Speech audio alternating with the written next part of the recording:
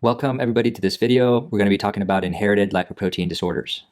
Okay, but before we get into all the diseases in this video, I want to give you this very important suggestion first. I have another video that's titled Lipoprotein Transport. In that video, I explain the generation and metabolism of all these 5 classes of lipoproteins, so the chylomicrons, the VLDLs, the IDLs, the LDLs, and the HDLs.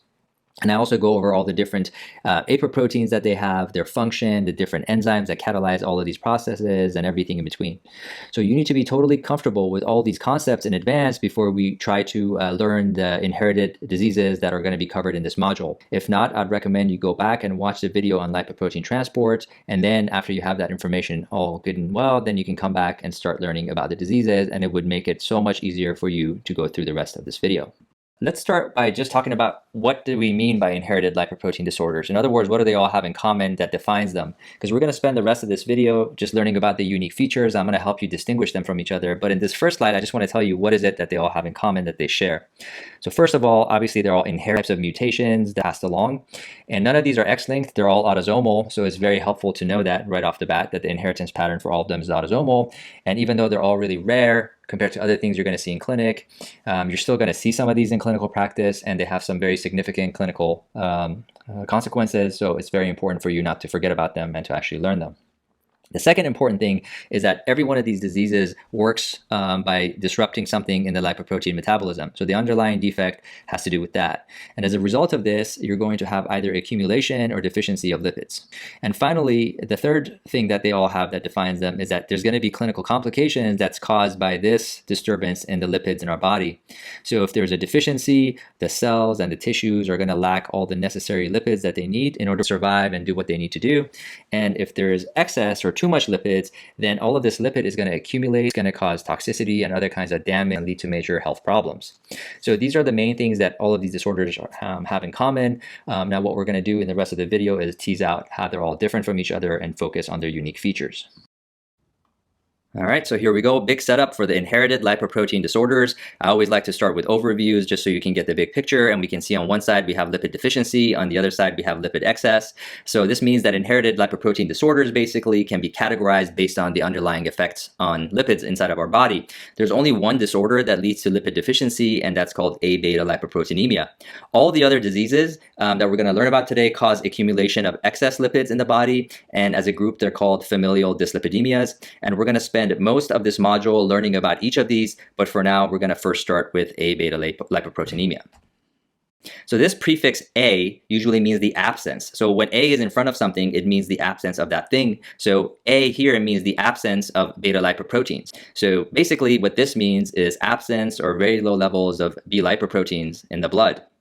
And recalling from the video we had on lipoprotein transport, you know now that there are only 2 B apoproteins that are important, the B48 and the B100. And so just by looking at the name, we have already figured out, not knowing anything else from the disease, we've already figured out that this disease is caused by the absence of B48 and B100 in the blood.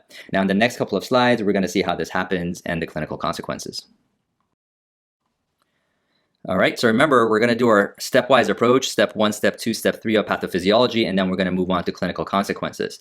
So starting with pathophysiology, the underlying defect, this is an autosomal recessive condition. Remember, I said these are all autosomal, so this is an autosomal recessive mutation of the MTTP gene. MTTP stands for microsomal triglyceride transfer protein. Nice hint there that it has to at least have something to do with triglycerides. But more specifically, the MTTP gene encodes for ApoB48 and ApoB100. So as a consequence of this mutation, the patient is going to have deficiency of ApoB48 and ApoB100. Now, question 2, what is going to be the consequence of this on lipoproteins? Well, ApoB48 is very important for chylomicrons and chylomicrons only. So ApoB48 is actually formed as chylomicrons are being made in the small intestinal cell, and it's responsible for allowing those chylomicrons exit those small intestinal cells into the lymphatic channels and get into the bloodstream. So if you don't have B48, you're not going to have chylomicrons. B100, on the other hand, is made on VLDLs as they're made inside the liver, and as they're secreted and they transition into IDL and LDL, it's on all of them. So if you don't have B100, then you're not going to have VLDL and all of its breakdown products, which include VLDL and LDL, and therefore the consequence here of this disorder is going to be very low or absent levels of chylomicrons, VLDLs, and LDLs. So in question 3, how is this going to affect our serum lipids? Well, chylomicrons are primarily composed of triglycerides, as are VLDLs, and LDL is primarily composed of cholesterol. So a patient who does not have circulating chylomicrons, VLDLs, and LDLs is going to have very, very low levels of circulating triglycerides and cholesterols, and that should make good sense. All right, so now that we learned about the pathophysiology, let's talk about the clinical features, and there's some really high yield ones here to know. So remember, the problem here is severe lipid malabsorption. Let's just recap why that is. So when a patient with A-beta-lipoproteinemia eats a meal, the lipids in their GI tract get digested, they get broken down in the GI tract lumen, and that's no problem. And then they can get absorbed across the lumen by the enterocytes that line the small intestine. They get into those enterocytes initially, no problem. But once they get in there, they get trapped. Remember, they can't form chylomicrons, so they're stuck inside of those enterocytes. They can't get out. They can't get secreted to the lymphatics. They can't get into the rest of the body, so they literally just become trapped inside the cytoplasm of enterocytes, which doesn't do the rest of the body any good. So therefore, the consequence is going to be severe lipid malabsorption for all of our different organ systems. So this is going to lead to severe problems that are going to present not in adulthood, not in adolescence, but very early on in infancy. So the presentation here is going to be a baby that's not able to gain weight, a baby that's not able to grow. This is something that's usually picked up in the first year or two of life, usually by the pediatrician's office. Parents are bringing in a child that's not basically growing or gaining weight. And this is going to lead to a lot of problems because not only are they not getting the macronutrients that they need to build their tissue and for their cells to function, but they also can't absorb fat-soluble vitamins. Remember that fat-soluble vitamins are A, D, E, and K, and if you can't absorb fat, you can't absorb fat-soluble vitamins. And so lacking these important vitamins can have also a lot of major issues because they all serve important roles in the body. And vitamin E is especially important as an antioxidant, and it has a pretty major role in a lot of processes, especially in the nervous system. So probably the most prominent system abnormality in these patients is the nervous system. They're going to present with lots of neurological abnormalities, both because they don't have the lipids that's required for preserving the neurons, and also because they're lacking vitamin E, which is important for nervous system function. This is going to lead to degeneration of both branches of our nervous system, the central and the peripheral nervous system. And probably the easiest clinical symptom to pick up in these children at an early age is developmental delay. They're not going to meet their milestones as required. And then finally, as they get to the age where they're supposed to be able to walk, they're going to have major issues with balance. And these balance problems are called ataxia. And that's due to the degeneration of the cerebellum, which is the part of the brain that controls balance, as well as their spinal cord. So major problem in these patients is going to be neurological abnormalities. Patients will also have steatorrhea, which is fatty stools, and diarrhea. And the reason for this is over time, remember that the enterocytes are getting packed with lipids, but they can't get rid of these lipids because they're not forming into chylomicrons. So as time goes by, the enterocytes are essentially full. There's no more vacancy inside of them to pick up any more lipids from inside the GI tract. So all the fat in the GI tract stays in the GI tract, basically. And it stays in there, it passes the small intestine, it goes into the large intestine, and then it comes out the rectum as stool. And so these patients are going to have really fatty stools because they can't get absorbed anymore because the small intestines are packed. And because fat carries an osmotic gradient, water is going to follow along with that fat into the stool. And so that explains the diarrhea. And these are the clinical features of the stool in these patients. Finally, a couple of high-yield things that I'll show also on the next slide with some images. First one is when you perform a lipid-laden, when you perform a small intestinal biopsy, you will see that the enterocytes are lipid-laden. That literally means that they're packed with lipids for reasons that I just explained. They can't get rid of the lipids, so they're going to have big blobs of lipids inside of them that are stuck because they can't form into chylomicrons. And then finally, they have a classic finding on a peripheral blood smear. So peripheral blood smear is when you obtain a sample of blood from a patient like you would normally do in a laboratory from one of their peripheral veins, and you get a CBC, and you can check under the microscope for the shape of their blood cells. And usually we look at the red blood cells to make sure their size and shape is normal. These patients will have a very unusual look to their red blood cells. Their surface will be very thorny. It will have these thorn-like irregular projections on it, and that's because their phospholipid membrane has been damaged because of this lipid deficiency. These are commonly tested questions about A-beta-lipoproteinemia, so I'll show you what they look like on the next slide. All right, so here are visual demonstrations of these two high-yield clinical findings. First one we're going to look at over here is the lipid-laden enterocytes. So this right here, it represents the small intestinal cell. This is a histology H&E stain, and you can see here this is an enterocyte. So these are villi. You can see these finger-like projections right here, and over here all the white outside would be the small intestinal lumen. And the problem is everything that I've circled here. Inside of all of these small intestinal cells, you see all these big white blobs, and those are not supposed to be accumulating inside of cells. Those are actually big droplets of lipids that have just collected inside of the cytoplasm of these cells, and therefore they represent these lipid-laden enterocytes or small intestinal cells. Now let's look at slide number 2. These are the acanthocytes, and this here is showing a peripheral blood smear, and what we're looking at here is a bunch of red blood cells under the microscope. This is a type of a white blood cell, this purple stain one, but everything else is red blood cells. First thing you'll notice is I pointed out at what looks to be a pretty normal looking red blood cell. So it's round, it's got a pretty normal size. In the middle of it, you can appreciate that it's got a pale center. It's called central pallor of a normal red blood cell. So everything looks good in this one right here. But you can also see all these other ones that I've circled, and you can appreciate how they all have these irregular looking spikes or thorns on them. And these are the acanthocytes. And these acanthocytes basically reflect the fact that because of the lipid deficiency, the phospholipid membrane of these red blood cells has been damaged and has turned into this irregular shape. And again, both of these are high-yield features associated with A-beta-lipoproteinemia.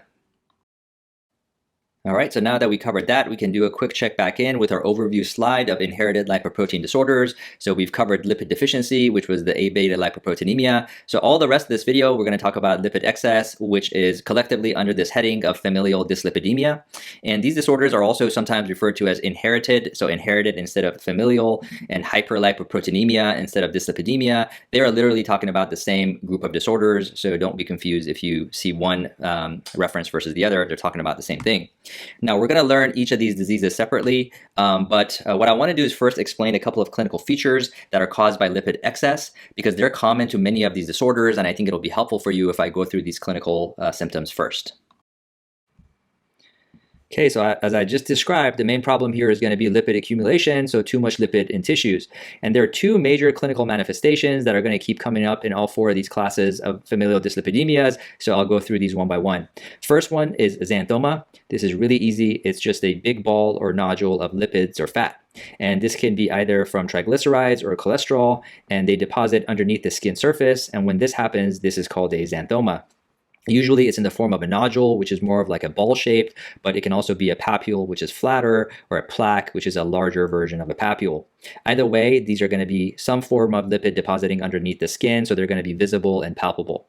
And they're going to be present in all four familial dyslipidemia types, regardless of whether the underlying issue is too much triglycerides or too much cholesterol, because as I just mentioned earlier, xanthomas can be formed from either triglyceride or cholesterol. So punchline is that all four familial dyslipidemias are going to have some form of xanthomas.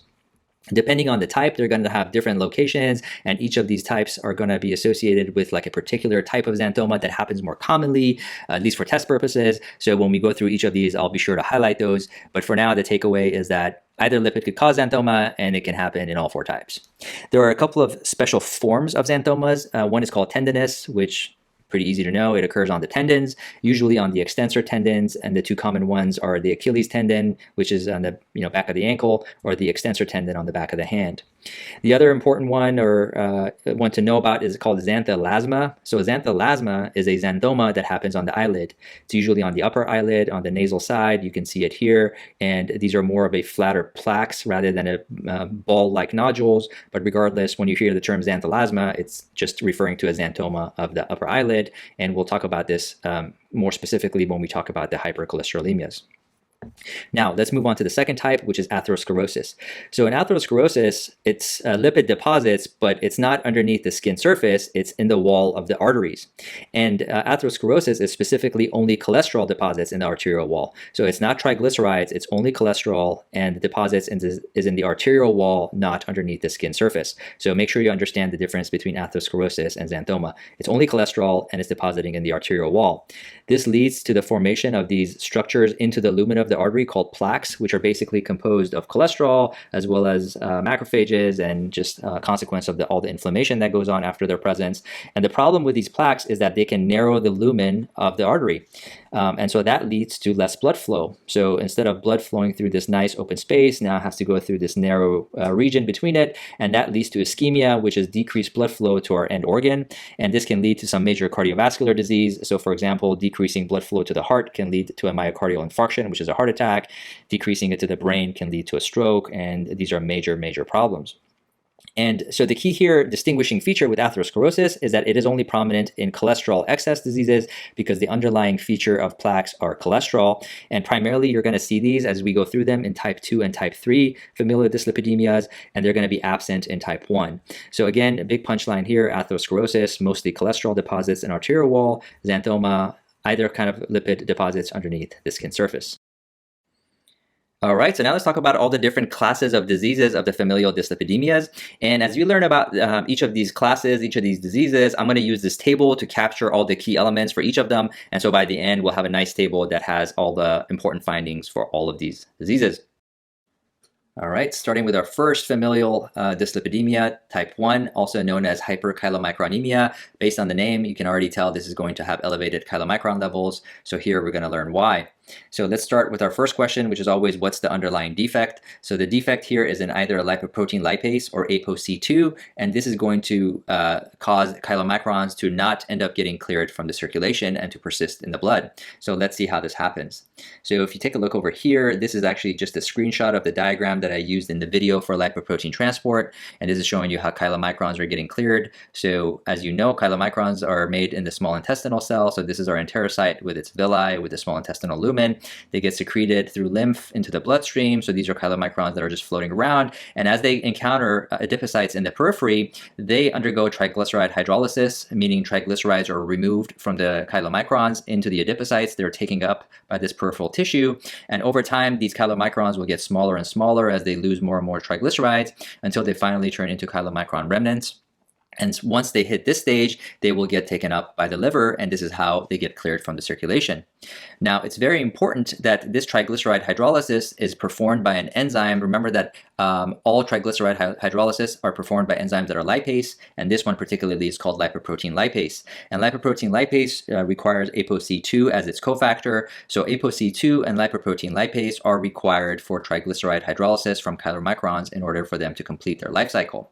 So in a patient that does not have lipoprotein lipase or ApoC2, you do not get triglyceride hydrolysis off of the chylomicrons. That means that they don't turn into their remnants, they don't end up getting cleared from the circulation, and therefore chylomicrons will continue to persist and accumulate inside of the patient's blood. So this answers question 2 pretty easily, which says what is going to be effect on the lipoproteins? Well, it's going to lead to very high levels of chylomicrons. And question 3 is what's going to be the consequence on the lipids? Well, since we already know that chylomicrons are primarily composed of triglycerides, as you can see all of this yellow here, that means that the main lipid abnormality is going to be very, very, very high levels of serum triglycerides. All right, so now let's talk about the clinical consequences of having familial hyperchylomicronemia and lots of triglycerides floating around in the blood.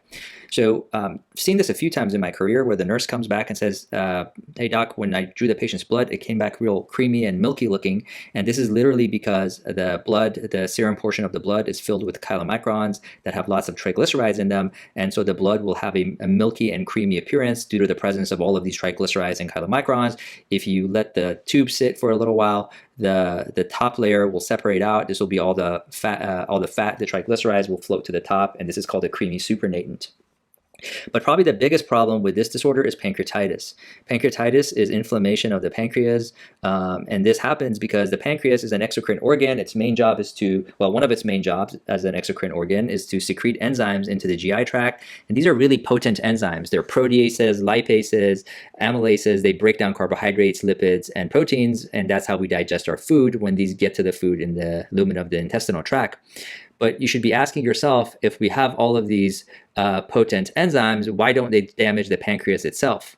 And the reason they don't damage the pancreas is because the pancreas is secretes these enzymes as zymogens, which are the inactive form. So for example, trypsin is secreted as trypsinogen, which is an inactive form of the protease, and therefore it doesn't harm the pancreas. It only becomes active once it actually gets into the small intestinal tract, which is perfect because in there it can then become activated and break down the proteins that we had ingested into our food, into the intestine. The problem happens though in familial hyperchylomicronemia is that these really high levels of triglyceride actually trigger the pancreas and cause early and premature activation of these enzymes like trypsinogen. So essentially it becomes into the active form, which is trypsin, while it's still inside of the pancreas, and it starts breaking down pancreatic proteins, pancreatic tissue, and it leads to necrosis and inflammation of the pancreas, which is pancreatitis. And these patients will often have recurrent bouts of acute pancreatitis and lots of complications from that. Now, on physical exam, you might find something called hepatosplenomegaly. Megaly means enlarged. Hepato is the liver, and spleno is the spleen. So this description is an enlarged liver and spleen that you can palpate on your physical exam. And the reason this happens is because both the liver and the spleen have lots and lots of these active macrophages whose main job is to phagocytose and take up excess stuff and junk that's accumulating inside the body. And in this particular case, what they're taking up is chylomicrons that are floating around in excess. And so this is going to turn these macrophages into these fat-filled cells. And as they accumulate inside these organs, they're going to get very, very large, and you're going to be able to palpate them on your physical exam. And finally, xanthomas. These are the other key findings that I mentioned. They're going to be present in all of these different familial dyslipidemias in different forms. The one that's most commonly associated with type 1 are these eruptive xanthomas, which are described as painful or pruritic, which means itchy. And if you see this type of xanthoma, then that should start to make you think about type 1. The final point I want to make here clinically is that this may actually surprise you, but these patients are not at an increased risk of getting atherosclerosis or cardiovascular risk, despite their very, very, very high triglyceride levels. And this is primarily because the cholesterol levels are not high. And remember what I said a couple of slides back, that the main component of the atherosclerotic plaque is cholesterol, not triglycerides. So the simple answer is that cholesterol is not affected. Therefore, these patients don't seem to develop high risk of coronary disease and other atherosclerosis. Now, the answer does get a little more complicated because as it turns out, triglycerides do also contribute to atherosclerosis, but the exact causal link is not known. And for some reason, those that are inside of chylomicrons do not seem to have any effect at all on atherosclerosis. And so the net effect of these chylomicrons is neutral and not increased risk. So the bottom line is type 1 familial dyslipidemia does not have an associated increased risk of atherosclerosis. And this is one unique feature of this type of familial dyslipidemia. Okay, and here's our quick recap of what we just discussed. So the deficiency is in lipoprotein lipase, or ApoC2, which leads to accumulation of chylomicrons, which leads to very high levels of serum triglycerides only, which leads to pancreatitis, milky supernatant in the blood, hepatosplenomegaly, and eruptive painful xanthomas, and again, very importantly, not increased risk of atherosclerosis. All right, now let's do type 2. Same pattern, same way that we did type 1. Difference is that type 2 has two subtypes. So we're going to start with type 2A, familial hypercholesterolemia. So the defect here, the pathophysiology defect here, is absence or defective LDL receptor or a defective B100, which is the ligand for the LDL receptor. Now, if you may remember that B100 is the main apoprotein that's present on LDLs, and it's actually important for the LDLs to be able to get cleared from the blood. It's because it interacts with the LDL receptor and it allows the removal of LDL from the blood, either by target tissues or mostly by the liver. So if you don't have a functioning B100 or you don't have a functioning LDL receptor, then the LDL can't get cleared from the blood, and therefore in question 2, the lipoprotein affected is going to be very high levels of LDLs. And since LDLs are primarily made up of cholesterol, as you can see here, all the red in this chart, that means that the main effect is going to be very high levels of serum cholesterol.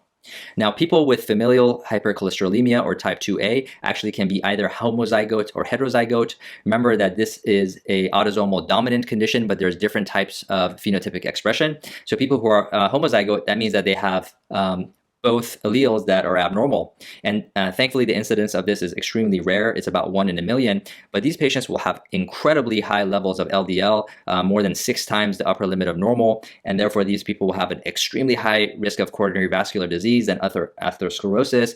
And unless they're severely, aggressively treated very early on, death usually can be expected at a very, very young age. Heterozygotes, so one normal and one abnormal allele, it's much more common. It's still rare, but much more common, one in 500 or so. LDLs are obviously much lower than this category, but still very, very high, greater than 250. And again, because of this reason, the risk of cardiovascular disease is very, very high, and these patients need very aggressive treatment. All right, now we can move on. We finished type 2A. That means that there must be a type 2B, and that's what we'll talk about here. So same pattern. Let's start with a defect. So there's a couple of possible defects here. One is that there's increased B100 synthesis, and as you remember, B100 was the main apolipoprotein that was on VLDLs that helped get them secreted out into the bloodstream from the liver, and then lead to the presence still on IDLs and LDLs. So if you have too much B100 synthesis, you're going to have extra VLDLs being made and secreted into the blood, which is going to then lead to extra LDLs as well. The other possible issue with this type is defective LDL receptor, and we just talked about this. So if you have defective LDL receptor, you can't remove or clear LDL from the blood, and therefore you'll have higher levels. So if you know this pathophysiology and defect, then the lipoproteins are easy to know because you're going to have elevated levels of LDLs and elevated levels of VLDLs in the blood, both because of what we just talked about. And now transitioning that to the lipids. So if we look over here, we can see that VLDLs are mostly made up of this yellow, which is triglycerides, whereas LDLs are mostly made up of this red, which is cholesterol. So therefore, these patients are going to have very high levels of both or combined cholesterol and triglycerides. And this is the reason that this disorder is called familial combined hyperlipidemia, in contrast to type 2A, which was only elevated levels of cholesterol. All right, so now let's talk clinical features for type 2, and I've combined both A and B on the same slide because they both share very much similar features, and that's because the main problem, regardless of which subtype, is association of very high levels of cholesterol.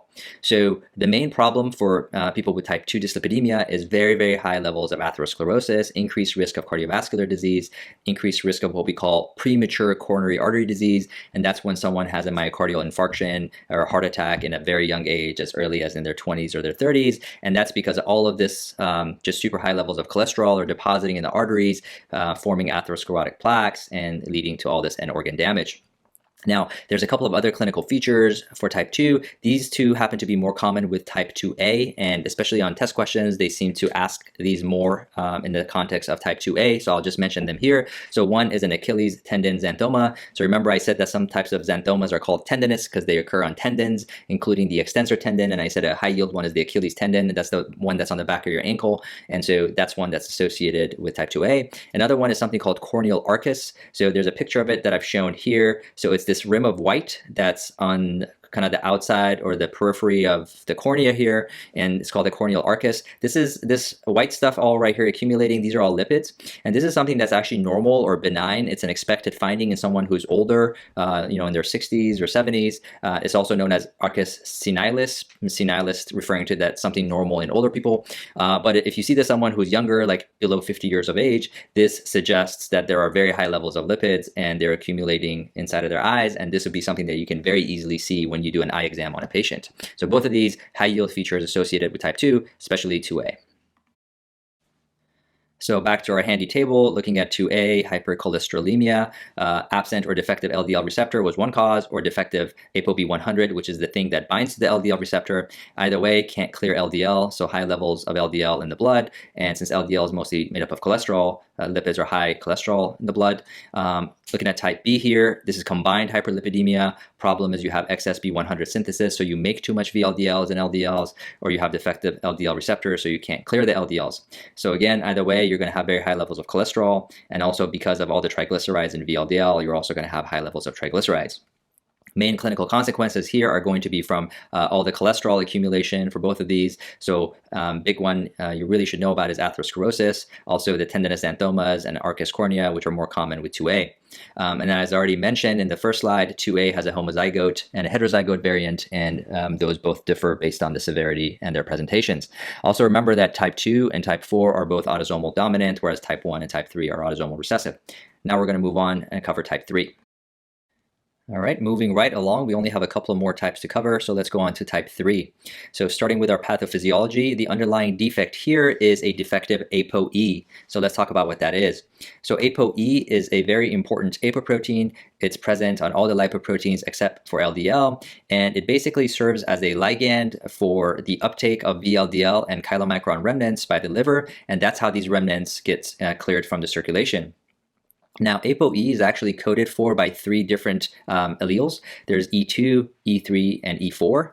I'm not sure what happened to E1, but we have E2, E3, and E4. And the problem with E2 is that unlike the other two, it has a really low receptor affinity, so it's just not as good at binding to the liver receptors and clearing the chylomicron remnants. So people who are homozygous for having the E2 version of ApoE basically make up almost all the patients that have type 3 A-beta-lipoproteinemia. In other words, they have ApoE, but they have the E2 version rather than the E3 and E4 version, and this version is not as good at binding to the liver receptors, and therefore there's not going to be any adequate remnant uptake.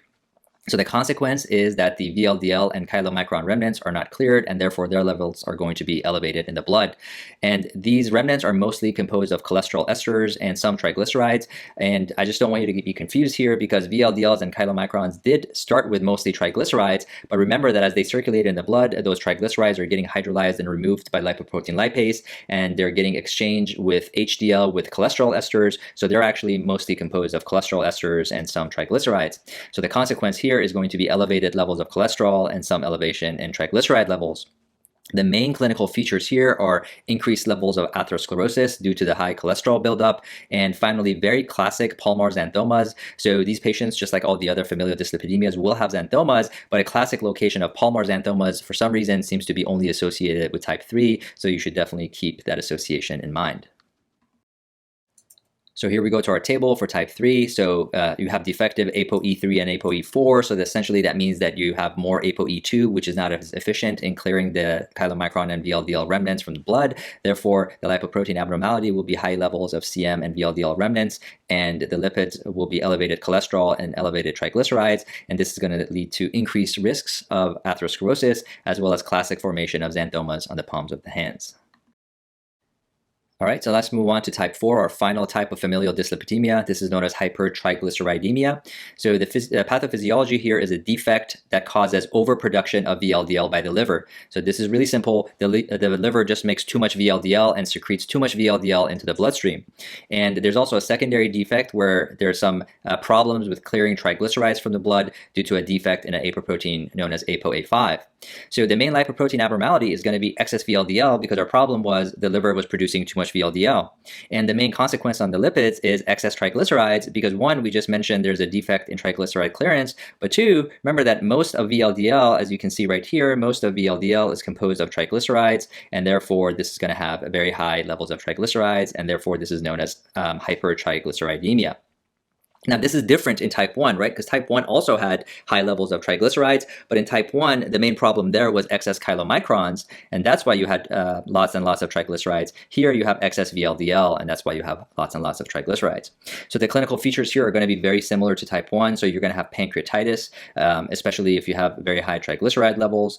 So that's a common presentation here. Another one is insulin resistance. So for reasons that are not entirely clear, there seems to be a pretty strong association with type 4 familial dyslipidemia and insulin resistance, hyperglycemia, and type 2 diabetes. And this is a pretty unique feature of type 4, so you should definitely know this association for type 4. And as a consequence of all of this, these patients, probably because of the increased risk of insulin resistance and other effects of the triglycerides, they also have increased risk of atherosclerosis and cardiovascular risk. So this would be one way that you could distinguish type 4 from type 1. Type 1, we didn't see an elevation in the risk of atherosclerosis and coronary artery disease, whereas in type 4, there actually is an increased risk. Now, some resources will say different things, but it seems like at this time, most of the resources are moving towards indicating and finding that there is actually a risk in type 4. And finally, just like all the other disorders that have familial dyslipidemia, these patients will also exhibit xanthomas. All right, and this is the last time we're going to have to look at this table. So let's finish type 4, hypertriglyceridemia. We have overproduction of VLDL by the liver. That's the main problem. Second problem is defective ApoA5, so you don't have as much triglyceride clearance. So the accumulated lipoproteins are VLDL because you're making too much of it. And since they're mostly made up of triglycerides, the main lipid problem is excess triglycerides. As you know, excess triglycerides can cause pancreatitis. This disease is also associated with insulin resistance and an increase in atherosclerosis risk. So a couple of other points about this table. So again, just a quick reminder, types 1 and 3 are autosomal recessive, 2 and 4 are autosomal dominant. It should be pretty easy to remember. And then you may wonder about the color coding. So I've kind of coded in this way. The ones that are mostly this pink red color are the diseases that mostly have the complications due to too much cholesterol. And the ones that are this lighter yellow color are the ones that are due to mostly triglyceride accumulation complications. And finally, the last thing that I will say is that as you are kind of studying for the STEP exam, one of the things that they really like for you to know is which lipoprotein abnormality patterns are going to be associated with each of these diseases. So you need to keep this definitely in mind.